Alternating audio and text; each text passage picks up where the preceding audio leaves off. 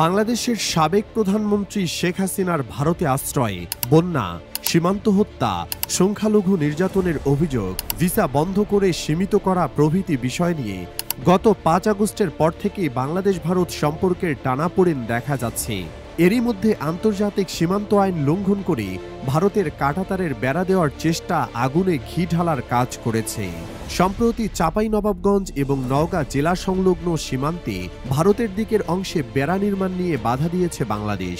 মূলত সীমান্তে ভারতের আইন বহির্ভূত এই কর্মকাণ্ড রুখে দেওয়ার কাজে বাংলাদেশ সীমান্তের অতন্দ্র প্রহরী বিজিবির পাশাপাশি ছিলেন সাধারণ বাংলাদেশিরাও, যার ফলে ভারত কাঁটাতারের বেড়া নির্মাণ বন্ধ করতে বাধ্য হয়। আর এবার কাঁটাতারের বেড়া নির্মাণ নিয়ে ভারতীয়দের ক্ষোভের মুখে পড়েছে ভারতীয় সীমান্তরক্ষী বাহিনী বিএসএফ। স্থানীয় ভারতীয়দের বিক্ষোভের কারণে পশ্চিমবঙ্গ রাজ্যের নদিয়ায় ভারত ও বাংলাদেশ সীমান্তে সংশ্লিষ্ট স্থানে কাঁটাতারের বেড়া নির্মাণ কাজ বন্ধ করে দিয়েছে বিএসএফ। কলকাতা ভিত্তিক সংবাদ মাধ্যম আনন্দবাজারের প্রতিবেদন থেকে এই তথ্য জানা গেছে।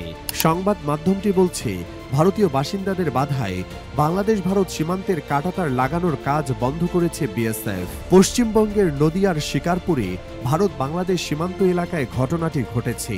গ্রামবাসীদের বিক্ষোভের মুখে আপাতত কাজ স্থগিত রাখার সিদ্ধান্ত নিয়েছে ভারতীয় সীমান্তরক্ষী বাহিনী। মূলত শিকারপুর বিডিও অফিসের পাশে মাথাভাঙা নদীর পাড়ে প্রায় ১.৩ কিলোমিটার প্রশস্ত জায়গাতে এতদিন কাঁটাতারের বেড়া ছিল না। জমি অধিগ্রহণ এবং অন্যান্য বিষয়ে বিএসএফ এবং বিজিবির দীর্ঘ আলোচনার পরে মাস ৬ আগে সেখানে কাঁটাতারের বেড়া দেওয়ার কাজ শুরু হয়েছিল। ইতিমধ্যে লোহার অ্যাঙ্গেল এবং পিলার বসানোর কাজ সম্পন্ন হয়েছে। কিন্তু গত শনিবার সকাল থেকে মুরুটিয়া থানার শিকারপুর কুটিপাড়া এলাকায় ওই কাজ চলাকালীন শুরু হয় গ্রামবাসীদের বিক্ষোভ। স্থানীয় বাসিন্দাদের দাবি, কাঁটাতারে একটি লোহার গেট বসাতে হবে। গেট ছাড়া কাঁটাতার বসানো হলে মাথাভাঙা নদীর পানি এবং তীরের শ্মশান তারা ব্যবহার করতে পারবেন না।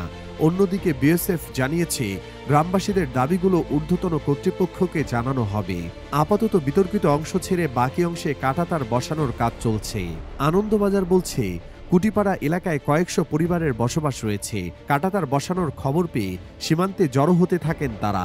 তাদের দাবি, সেখানে লোহার গেট লাগাতেই হবে। বিএসএফকে বিষয়টি জানানোর পাশাপাশি স্বরাষ্ট্র মন্ত্রণালয় এবং পররাষ্ট্র মন্ত্রণালয়ে আবেদন জানানো হবে বলে জানিয়েছেন গ্রামবাসী।